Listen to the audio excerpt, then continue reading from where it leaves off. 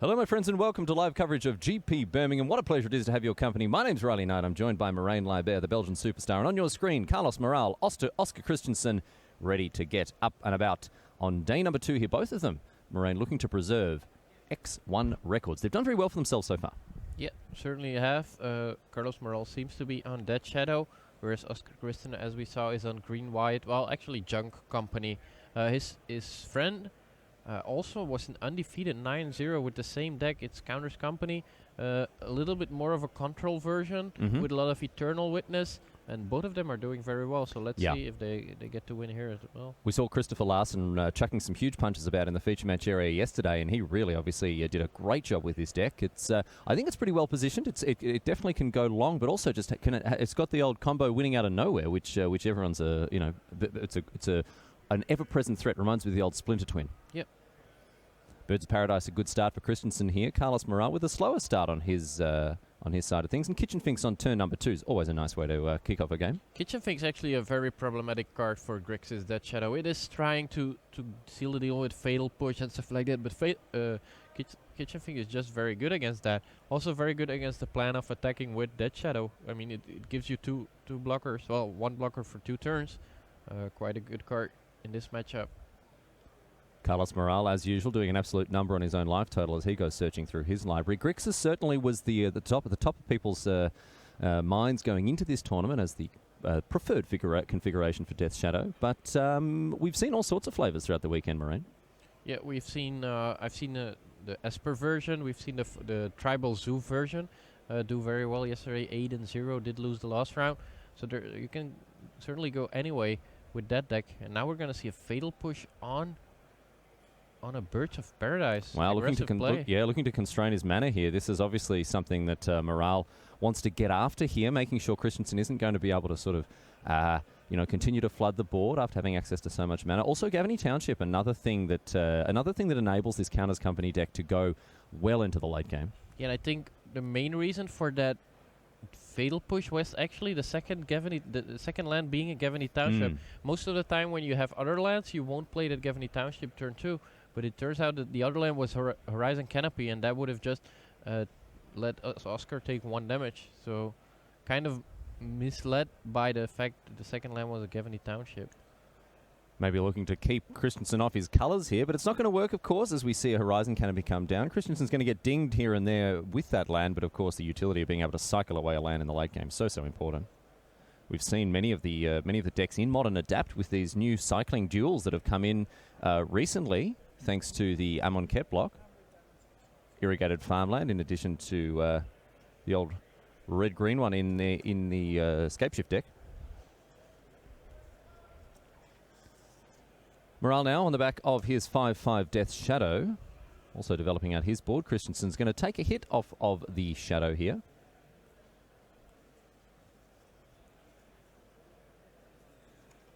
And now it's up to Moral to find a follow-up play. He hasn't had too many issues with his mana so far, and his hand seems to be reasonably well positioned. Death Shadow, of course, the flagship card of this deck. A card that took a long time for people to really discover and unearth. The tools were all there for years, Marijn. Yeah, I think, wasn't it Jerry Thompson to discover it first? Might have been Legacy first. I remember the first time I ever played this deck in Modern was 2 years ago, the beginning of 2015, when it was actually, there was a Japanese player who played a deck that he called Super Crazy Zoo. And it involved, again, yes, playing fast and loose with your own life total, getting yourself as low as possible. But it also played things like Wild Cattle and other cards like that. I think Geist of St. Trapped was in amongst it for a while as well. It was indeed super crazy. Not so crazy anymore as we see it dominate the top tables of Modern. Gurmag Angler comes down, which means Moral is sitting behind a Stubborn Denial, which was obviously already active thanks to the Death Shadow, but it's not going to hurt him to have it have 2 creatures enabling it here. Such an annoying piece of interaction. Yeah, Stubborn Denial, just a very strong card in this deck. And one of the reasons why Grixis Dead Shadow might be better positioned than the other versions, because this card is just so powerful. Having that one mana counter to every instant or sorcery. Non-creature, actually. Also counters. It's just a 1 mana negate. That's true. And I think often it's used to protect against things like, point removal, whatever else. And it does a really good job of it. Because, of course, these huge undercosted threats. I mean, look, we're looking at a one mana what? 7/7 and a 1-mana 5/5 here. And when you can back those undercosted threats up with undercosted interaction, I mean, this, we talked about this yesterday, Moraine. This is almost it almost plays out like a legacy deck. If played well, I think the deck is like legacy in modern. And Carlos Morel is a very good player, so I'm sure he's doing very well. He win a modern Pro Tour with Grixis with Splinter Twin? I believe he did. So he certainly knows his way around modern. For sure.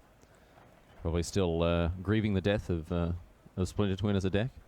Well, we actually have one in the feature match area. I was scrolling through the deck list. We have a Deceiver Exarch Kiki Jiki deck in the. Oh, okay. Look at this. Area. It's sort of Splinter Twin light here.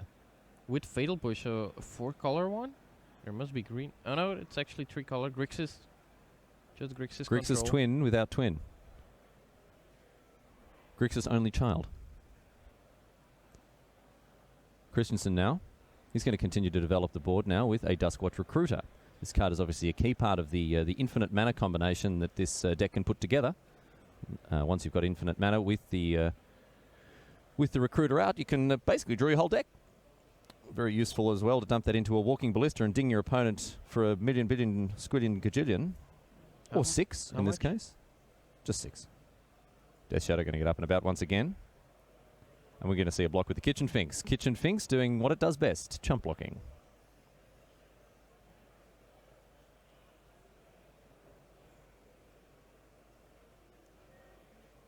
So we may see a sacrifice of the Kitchen Finks to Viscera here. But first of all, looks like Christensen may have a trick or two, and we're going to see an activation of the Duskwatch Recruiter. And it is the big Whiffsky. 3 lands off the top. Yeah, well played by Oscar Christensen. He's going to sacrifice the Viscera Seer, the Kitchen Finks to the Viscera Seer, but make sure he activates the Recruiter first. So the Scry is actually the card he's going to draw. Because the Scry has less value when it comes to activating the Duskwatch Recruiter, because you get to see 3 cards. So the first card is not that important. But with the draw step, you only draw 1 card, and so that's definitely a good interaction there. Yeah, right. Christensen playing a very tight line there as he looks to keep a card on top as well, thanks to the Viscera Seer's ability here. Another medium pun there, as you can see, in terms of flavor text on this card. Doesn't make a lot of sense. He wouldn't trust his gut. He's probably trusting the gut of other people if he's a Viscera Seer. If he's I mean, that's a one. You can do that trick once. Read your own entrails. There's no encore performance for that.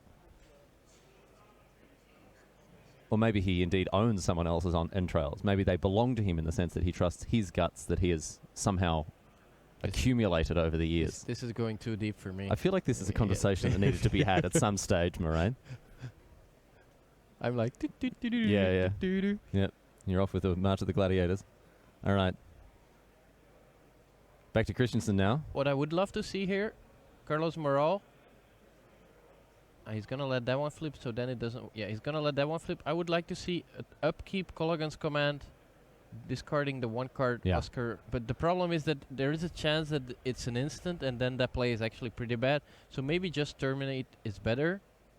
So some options for Morale here. He does have the option to Colligan's Command in the draw step. But as you say, Moraine, if that's something like a Collected Company, if that's something like a Court of Calling, it could be very, very bad for Morale. And then if he just terminates, he can still keep up, just Stubborn Denial, so that might just be better. So terminate on the Kralin Horde Howler here, and that does mean that, as you said, Stubborn Denial is still live. Christensen doesn't have too much more to do other than to obviously just sacrifice it here, gain a little bit of extra information. Top card of his library, does he like the look of it? He does. Very good. Okay, so Oscar Christensen, happy enough with how his deck is treating him at the moment. He can actually activate Gavany Township. So Carlos has to be very careful. 5 mana? Yep, looks like we're going to see Gavany Township indeed activated just like that. No, not the -1. Not the -1/-1 counter, mate. That wouldn't be a very good card. Rich would be very strict about that. So the Kitchen Finks, of course, it had a -1/-1 counter on it, a +1/+1 counter. Rather than both being on at the same time, they actually cancel each other out. So we now have just the straight-up 3/2 Kitchen Finks. Further synergy. This deck has, of course, Kitchen Finks and Gavany Township, best of friends. And this card has really been a cornerstone of the format for a very long time, all the way back to Birthing Pod and even before. Yeah, it's a very strong card. The gain life ability is huge in these races, and just it being good against aggro and control because it comes back makes that it's such a strong card. And we're going to see more or less a carbon copy of last play of the turn last time here. Gavany Township, the other piece of that puzzle, and you would think the Township is going to continue to keep this Sphinx alive. Oscar Christensen scrying away with his Viserys. Oh, Colligan's Command may have something to say about that, however. Morale wants this infinite blocker out of the way once and for all here. And he might even snag the last card in Christensen's hand by the look of things, which I find interesting, given that, yes, indeed, it was a collected company. He kept it on top. Yeah, but he did keep another card on top, so maybe there's just another collected company. He's playing his cards very close to his chest. Didn't get a good look at what he's working with there. We gotta talk to him about that. Yeah. Gotta give these viewers some insight. Got to give the people what they want. So Colligan's Command, another piece of technology that has opened up Modern recently. Modern is not the fastest format to adapt. Certainly we don't see these week-to-week changes in the way that we do it is standard. But ever since it was printed, Colligan's Command really has, again, it's not a 4-of in many decks at all, but it combines exceptionally well with Snapcaster Mage, and generally just gives you the flexibility that you want and need. Kitchen Finks off the top for Christensen. And Morale now with another little oofer to get through. This interaction between Gavany Township and Kitchen Finks is actually very annoying for the Dead Shadow deck. I mean, as we see, he's gotta waste Colligan's Command just to get rid of it. You gotta do it in your turn, otherwise your opponent just responds by activating the Township and put a +1/+1 counter. So tapping out there was quite dangerous, but at least he got rid of the Collector's Company. He knew there was a good card in Oscar's hand.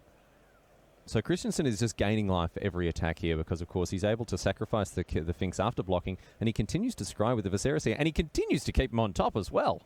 The top is treating him well. This is not what Morale is wanting to see here. And Christensen back once again. He's going to draw another spicy one off the top of his library if he's kept it there. He's obviously happy to see it. What could it be? Oh, again. Mate. Give us a chance here, big fella. What's going on?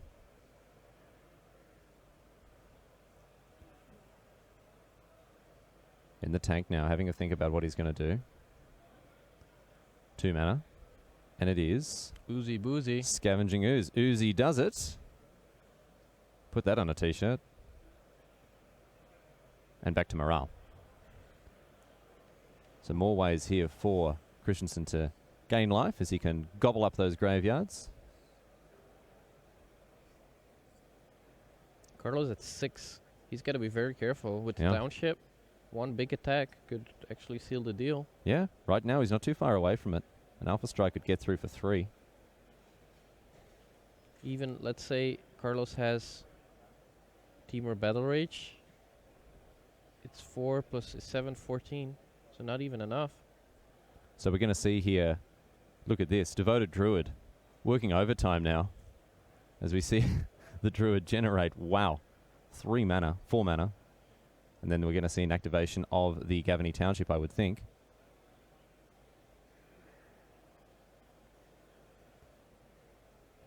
So with a +1/+1 counter, that one got removed. Then a second one, and then the natural ability, so that's 3 mana. And then the 4th can come from the Horizon Canopy here to activate the Gavany Township. And that, of course, gets rid of that -1/-1 counter that's just been placed there.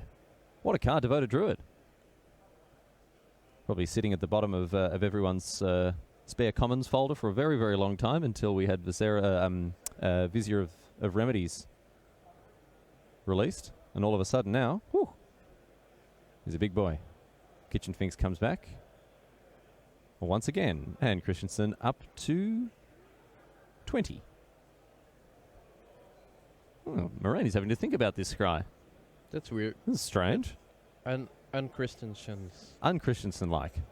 For certain. Nope, get us down top. There we go. That's right, just like she drew it up. Jeez. After binning 3 lands off the old Whiffsky on the Duskwatch Recruiter, Christensen has had some very nice draw steps here. Another Death Shadow coming down for Morale. Street Wraith in hand, as well as Tasiga. And it's back to Christensen now. Draws his card. Doesn't let us see what it is. I mean, his draw steps are very quick, of course, because he knows what they are. So we're not getting a good look at it. I think it's Eternal Witness. Almost. It looks like a Birds of Paradise. So yes, very close. Very close indeed. And still 4 mana plus the township up. I think Carlos is in trouble. He's slowly but surely he's dying. Yeah, this is his grip on this game is becoming increasingly more tenuous now. As we see Christensen continue to develop his board, and again, this Gavany Township just means that the counters deck can go well into the late game. Even something as a Humble Birds of Paradise can grow into a 2/3, 3/4 flyer and get the job done here. But with the board flooded as it is, geez, Devoted Druid as well in conjunction with Gavany Township. And again, another attack with the Death Shadow, but Christensen's ready for it.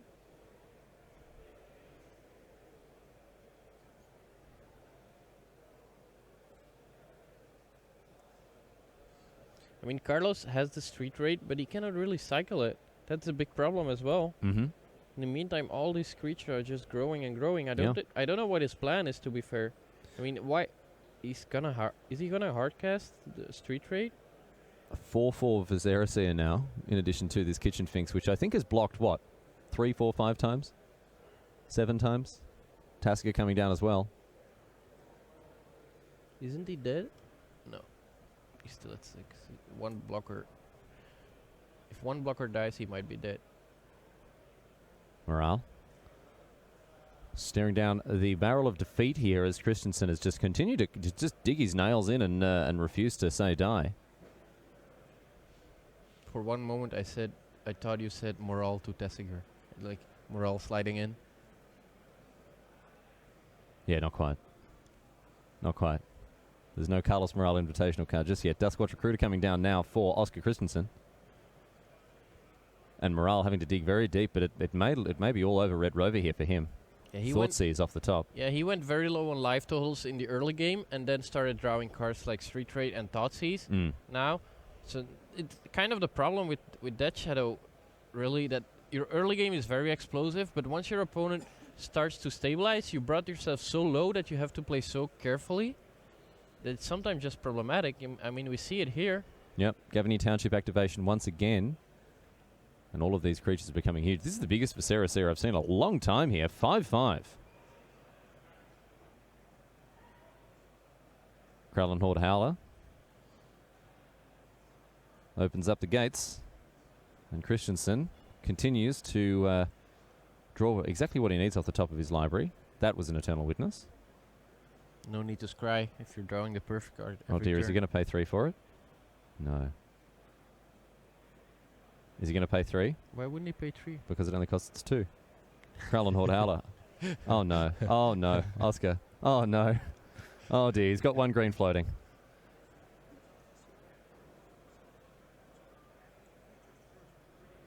So, Oscar Christensen has overpaid for the Eternal Witness. I don't know what the solution for that is. Maybe they need to. Maybe it's just yeah. Okay, it's just. He can pay 3. Well, he can pay. No, he can pay 3, but there's can't. 1 mana in the pool. And 1 mana in his pool, and that's relevant. You have to, whenever you move to a new step, you have to announce how much mana you have in your pool. No, it's just gonna disappear. It doesn't. That. I don't think it. I don't know. That's not the way. That's how it okay. works. All right. Yeah. All right. If you just miss it. All right. If you just float extra mana and then go. Okay. Since mana burn is no longer a thing, you can just overpay cards and then. And this card is going to be irrelevant because Carlos Morale has gone down. He's going to scoop him up to Oscar Christensen, who definitely had the late game all tied up there with his Gavany Township. And the final nail in the coffin there, Eternal Witness, able to get back whatever he needed. Looked like it was going to be collected company. So well done to Christensen getting up in game number 1. Morale is going to have to find something special to get over the top in his second game as these players hit their sideboards. We've got the deck lists in front of us, Moraine. Why don't we have a look at what these players might be bringing into the party after they've sideboarded into game 2. Yeah, I think Carlos is certainly looking at Anger of the Gods, one of the better cards against the company deck.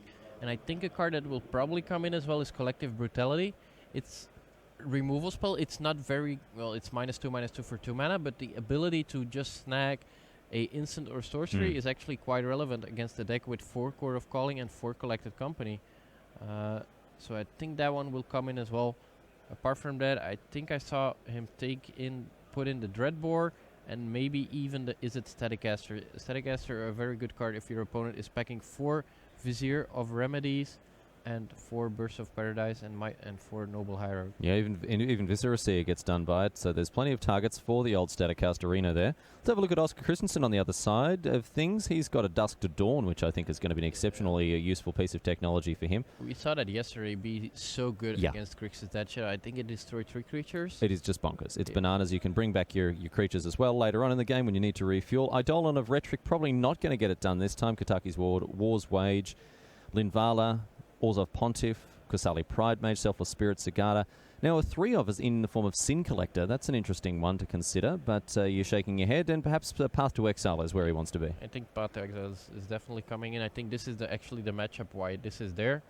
Sin Collector more against the control-ish or mid-range decks. Okay. I don't think it's what you want to be bringing in against Death Shadow. Not to strip out some of that interaction that they might be bringing in the counter spells. They lean on the removal spells. It's expensive. Slow. It is slow. It's very, very slow indeed. No, well, Path to Exile certainly a snap include here for Oscar Christensen, as it is such an efficient way to answer these huge, huge threats that Morale will bring to the party. But after pivoting a little bit, after readjusting their decks, we may see the texture of the next game altered at least a little bit, Moraine. Yeah, going late, however, Anger of the Gods is definitely going to change how the matchup plays out. I mean, in the first game, Oscar could just keep on playing all of his creatures with no fear of getting them killed all at once. Okay. But imagine Carlos playing Anger of the Gods in the like 2 or 3 turns before he died. He would have just killed everything and been able to attack for lethal. There we see it. Anger of the Gods deals 3 damage to each creature. Also very relevant that it exiles a creature. So Kitchen Finks, not gonna work. And also it means that later on the Eternal Witnesses of the world and even the Dusk to Dawns aren't going to have the same impact, of course. And this is something we've touched upon throughout the weekend, the incidental reliance on the graveyard that many decks have. Even if they're not abusing it in the way that something like Dredge does, they still have a reliance on the graveyard with cards like Kitchen Finks.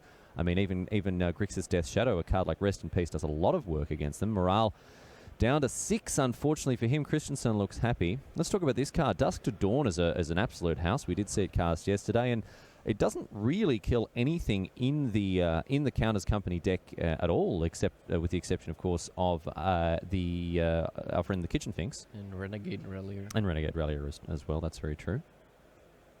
This company version of Christensen Oscar is actually very streamlined. You don't see a lot of them running 4 Vizier of Remedies.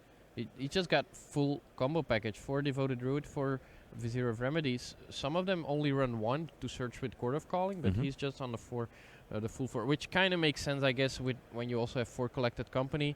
It makes it a lot easier to just hit the full combo of a 1 Collected Company. This Human Cleric, as we see, works very well with Devoted Druid, because Devoted Druid untaps if you put a -1/-1 counter on it, but this card says -1/-1 counters are not put on. Well, there's put on them -1. One fewer, that's right. 1 fewer. Yeah, and in that way, Devoted Druid has really been pushed over the top. It doesn't really, obviously previously we had stuff like Malira, we had Anafenza the Foremost, not Anafenza the Foremost, Anafenza the Kintry Guardian, but this package is, I guess, also important that the Vizier of Remedies isn't legendary, is easy to cast as well than Anafenza at least, and again has this combo here with the Devoted Druid. I think the most important part is that Devoted Druid is a decent card on its own. Yeah. Whereas the other cards were not very decent. Like Devoted Druid allows you to play the turn 3 Collected Company. There is a Collected Company. My favorite thing about this card being the guy in the top left of the art who seems to have been late to this parade. He's like clutching his shield, he's running along, he hasn't pulled his pants up all the way, that sort of thing. But all the same, this card, I mean, it ran roughshod over standard for a long time and is continuing to shine in Modern here. Kitchen Finks hits the bin thanks to the Thoughtseize played out by Morale. Christensen has opened up himself with a Birds of Paradise. Seems like a decent hand on his side of the battlefield. Yeah, losing the Kitchen Finks will hurt him a little bit, but he's still got the Recruiter to play and the Collected Company to refuel the board. Morale, Steam Vents for him. He's down to 15. We're going to see something further here cast off this Steam Vents. We are indeed. It's going to be Sleight of Hand. Sleight of Hand. Now, an interesting card I saw in Morale's hand there was a copy of Deprive. Yep, 2 in the main deck. Jeez. I mean, we've talked about Modern's need for a real 2-mana counterspell, but Morale going pretty deep with his Deprive here. And something that should ring a bell for Oscar is Carlos Morel actually already searching out the Steam Vents. Usually when you're playing Grixis Dead Shadow, you want to search Watery Grave in the early game and then the red source in the later game. But after Cyborg, when you bring in Anger of the Gods, you have the double red card, so you need to start searching your Steam Vents earlier. Yeah, definitely a little signal there for Christensen to pick up upon there. And Deprive, as you see, I mean, it's such a steep cost returning a land to your hand. I mean, not the sort of counterspell you can play in a control deck on turn 2. The fact that it counters just stone cold anything obviously does it, gets it major points here, but it is a very steep cost to pay indeed. I've said it before and I'll say it again, Modern needs a better 2-mana counterspell. At this stage, I don't even know if actual literal counterspell wouldn't be the worst option here. We saw it last round. His opponent Archive trapped him and he was holding Logic Knot. Okay. So yeah. that's actual that's literal counterspell. Yeah. No, I think I mean I really do think that we need a better counterspell in Modern, as we see Deprive doing its best to hold down the fort here as Eternal Witness hits the bin, and the Krelon Horde Howler in for 3. Morale knocked down to 9. This time he did remember it's only 2 mana. Yeah, he got there this time. And 1 mana for the Selfless Spirit. Look at that. 1 mana, 2/1 flyers. Look at this. Christensen is absolutely breaking the format wide open here. Morale goes searching with his Polluted Delta. Flying Savannah Lions with an ability. Oh, incredible. What have they done? Yeah. Madness. Crazy. Craziness. And that's all because Craig Wesco likes to play these cards. Yeah. Yeah, obviously Craig Wesco is pulling some strings somewhere. There we have it. The Spirit Cleric, 2/1 flying. Does a lot. Does a lot of work. There's always more to give. There's always more to give. It's a nice bit of flavor text there, but this card really, obviously just as a huge, huge hoser of cards like Supreme Verdict, Anger of the Gods, whatever else. So selfless, this Spirit.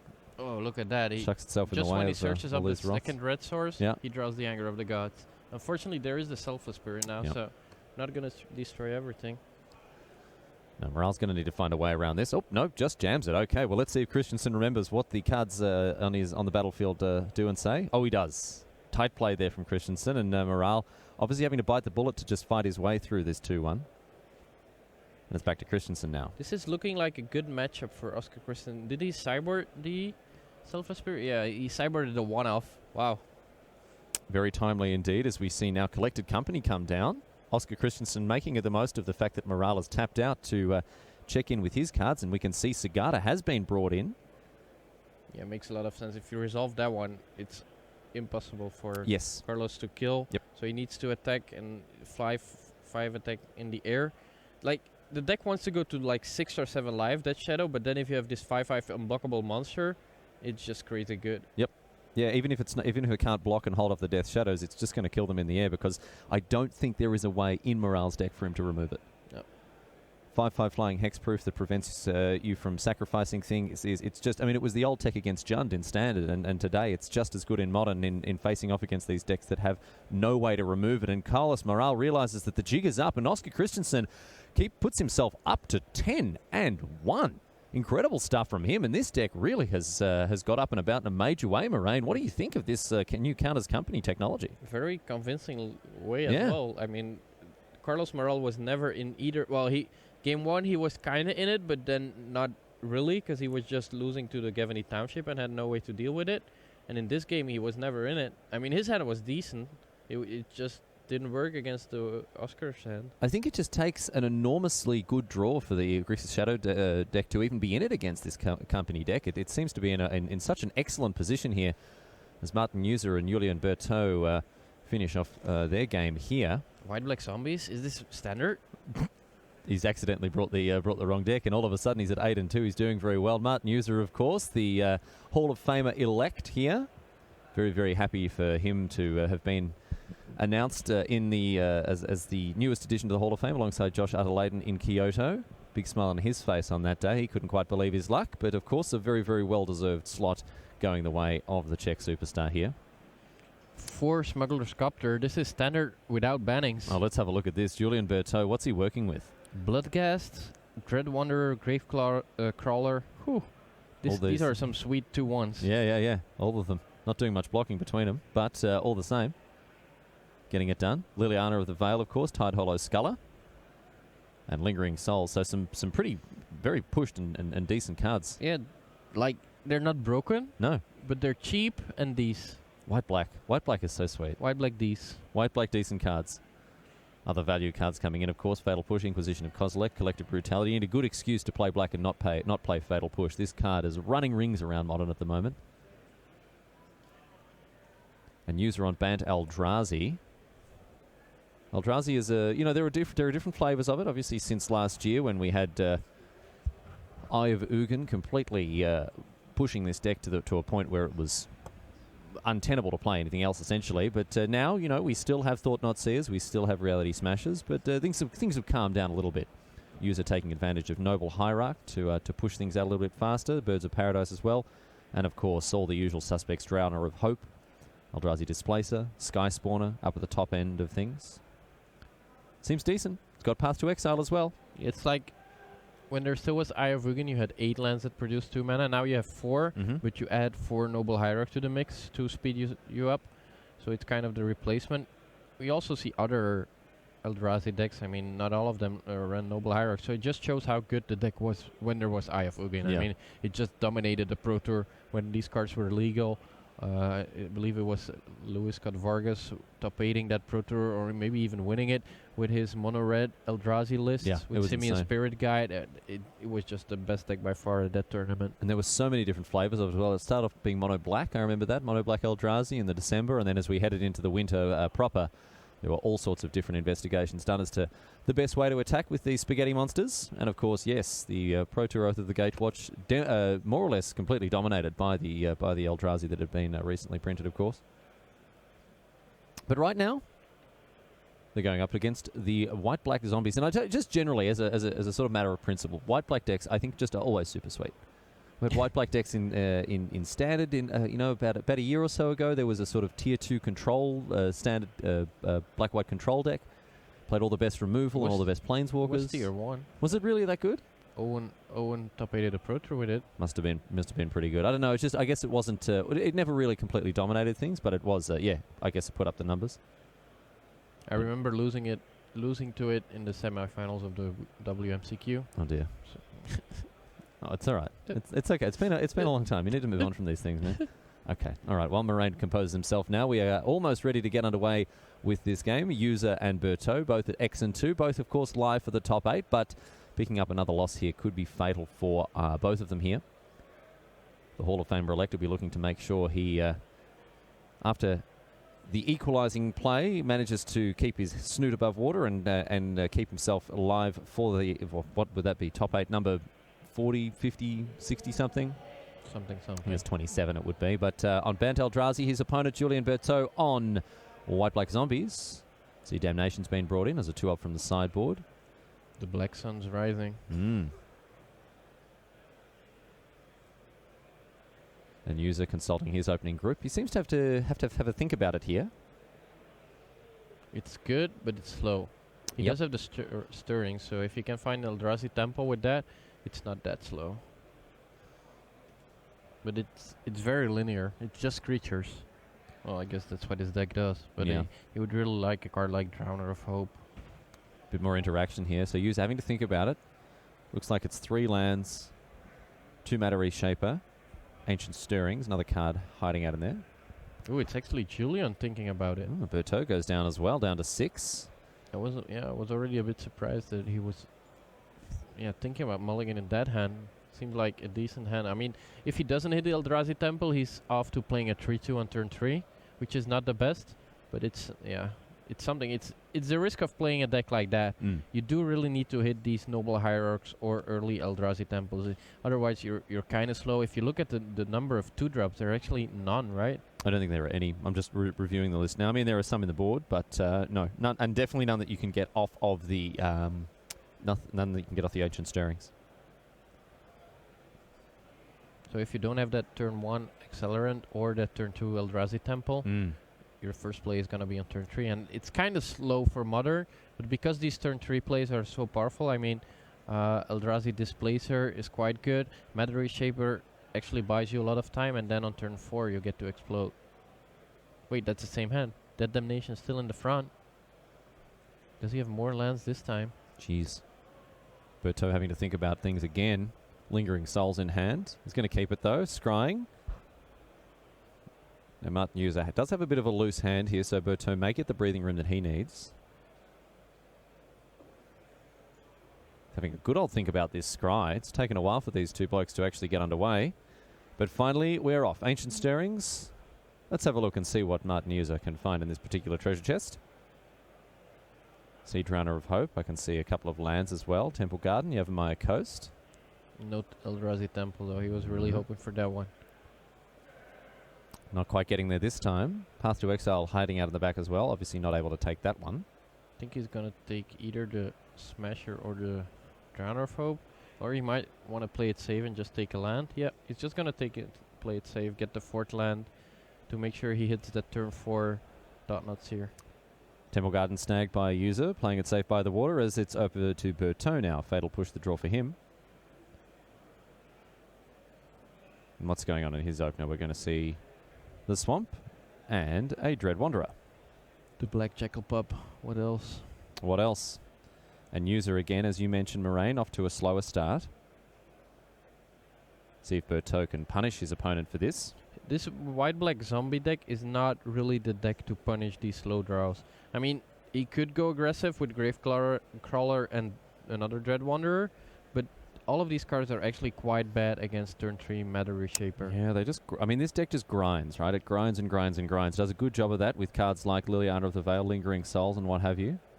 Smuggler's Copter is a way to be aggressive, though. I think that's a card that might actually be underrated in Modern. I mean, there's a good reason why this card was banned in Standard. Yeah, especially if you're playing... I mean, it's a great combination with a card like Lingering Souls.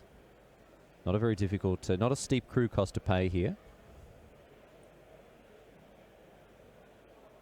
Berto thinking about what he's going to snag with this Thoughtseize here. We see Thought-Knot Seer, Double Reality Smasher, the options. And it's going to be the Thought-Knot Seer.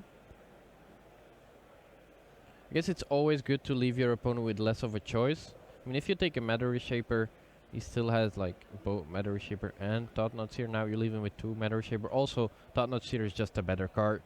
I mean, you could see something. If Martin would have been holding 2 Thought-Knot Seer and 1 Matter Reshaper, I could see taking the Matter Reshaper just to make sure Martin doesn't have a turn 3 play. But in this case, it's just better to take the Thought-Knot Seer. Engineered Explosives off the top for user, and a Matter Reshaper comes down for the Czech player as well. And it's back to Berto. Both of these decks are trying to play a very fair game, which is not something you often see in Modern. In Modern, people just try to do crazy things or play 1-mana 5/5s. But these decks, they play decent creatures, fair creatures, and just try to play the mid-rangey game, I guess. That's true. I mean, Martin Hughes is certainly doing things perhaps a little bit more broken off the back of Eldrazi Temple, but certainly not as, not as you say, not as insane as 1-mana 5/5s and whatever else. Yeah, I guess the broken thing that Martin is indeed trying to do is that Eldrazi Temple, but that's about it. All of the other cards, if he doesn't have that Temple, all of his cards are just fair. Although, I think Thought-Knot Seer comes close to not being fair. Dread Wanderer wanders over to user's side and clips him over the ear hole for 2. And it's now going to be Lingering Souls.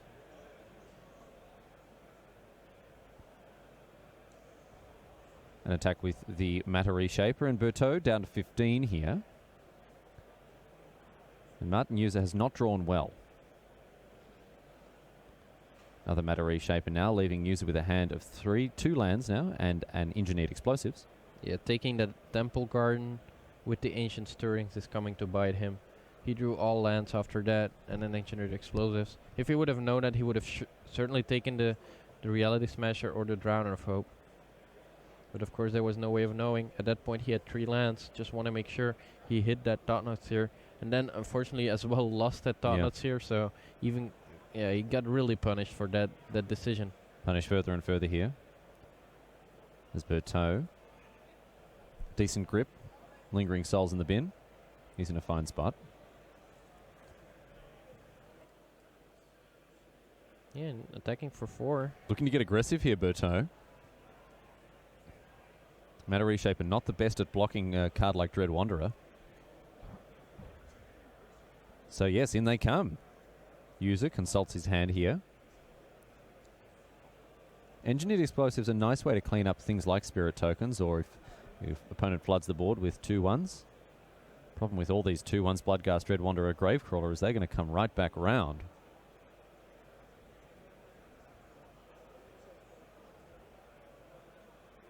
Yeah, he's going to fetch and block, otherwise he would not fetch now, I think.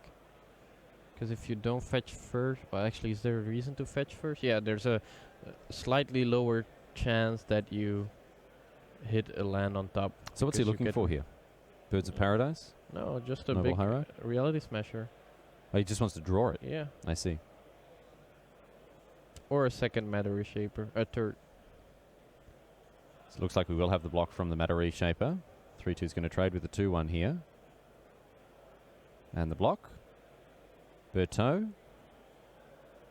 Nope, no follow-up play. And drawing a Displacer. That's a nice one. An upgrade. Julien does have the fatal push, and since the Dread Wanderer died, might be the time to fire that off. So the 3-2 upgrading itself into a 3-3 with an ability, of course, but Berteau, as you say, may not be interested in letting that one stick around. Fatal push, flashback, lingering souls, but that runs into engineer explosives, but he does not know about that card, so probably a solid play from his side of the board. Could be a line he's interested in taking, indeed. Let's see. Certainly taking his time with this decision. 1 black mana. And it is Fatal Push. There we go. He got it. He found the line. Flashback Lingering Souls, walk straight into your Engineered Explosives. User's going to be happy with that, as it's going to give him an opportunity to sort of get back into it here, and a nice draw from him in the form of Reality Smasher. And Berteau, oh dear, oh dear. Away go the Lingering Souls, and in comes the Reality Smasher. So, we've got a game here with Martin User back in it after an unfortunate string of draws for him. He's going to follow things up with another Reality Smasher. Yeah, drawing another Matter Reshaper. Drawing the 3-drop there is perfect. Yep. Really good stuff from him. Oh, and now a Thoughtseize for Julien. So all of a sudden, the boot is on the other foot here. And we'll see another Lingering Souls. Lingering Souls is a very good card, but in this matchup, not so. Oh, look at that. And now the Drowner of Hope. As bad as his first couple of draws were, these turns have been perfect. I mean, Eldrazi Displacer, and then draw another 3-drop to go with the Engineer Explosive, and now the Drowner of Hope. Julien needs to land here. Martin User is really hitting his straps all of a sudden now. Oh, another Thoughtseize. And Berteau, unfortunately, not so for him. The Damnation would have been excellent in shoring up this board position that he's in, but Berteau, unfortunately, now, after getting off to a reasonable start, Martin User seemed to be on the back foot, but the script has done flipped. Rewarded for taking the Temple Guard. Yeah. Exactly 6 mana. Yeah. Perfect play. Perfect play. 1 card in hand for User. Is that another land as well? No, the Path to Exile. Path to Exile that was drawn, of course, off the Matter Reshaper that traded with the Lingering Souls tokens. Pay attention. Come on. Yeah. So perfect play from the check. I think at that point I think taking the Temple Garden was right. It looked like the bad choice after a couple of turns, and then turned out to be the good choice once again. There we have it, the 1 mana, the 2 mana flashback. 2 mana flashback of the Lingering Souls. And we're going to see another Dread Wanderer. That's just game right. Come and hang out, but User with the overwhelming board presence here.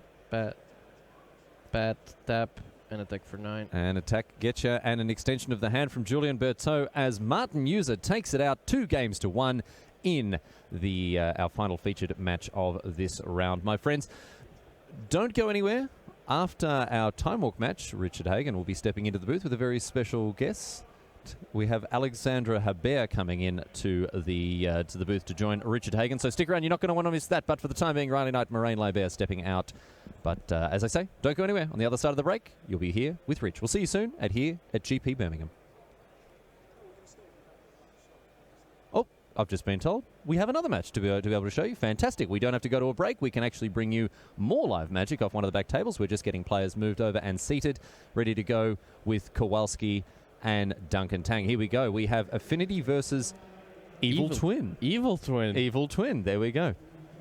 We'll see exactly what this is, but this may indeed be the old Deceiver Exarch Splinter Twin. Oh, sorry, not Splinter Twin. Deceiver Exarch Kiki Jiki.